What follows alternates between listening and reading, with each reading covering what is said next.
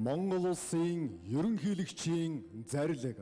Шилдэг залуу эрдэмтэн эмч нараа ерөнхийлөгчийн нэрэмжтэй шагнал хүртлээ.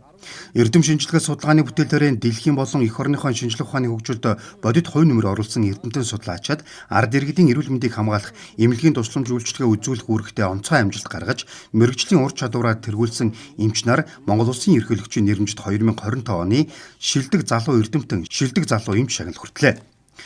Шилдэг залуу эрдэмтнээр шинжилгээ ухааны академийн химийн технологийн хүрээлэнгийн эрдэм шинжилгээний ажилтан Очир хувийн алтан туяа.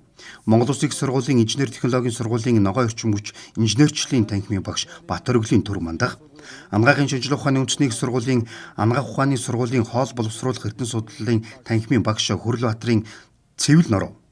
Шилдэг залуу эмчээр улсын 1-р төв эмнэлгийн эргэтэн шилжүүлэн суулгах төвийн элэг зүс нойр улжиргаа болон элэг шилжүүлэн суулгах мэт заслын их эмч Базар Садын Цэрэнбат. Шаасны нэрэмжтэй улсын 3-р төв эмнэлгийн зүрхний шигдээсний тасгийн зүрх судасаа судсан доогоорох мэт заслын их эмч Лавгсүрэнгийн Бям цогт.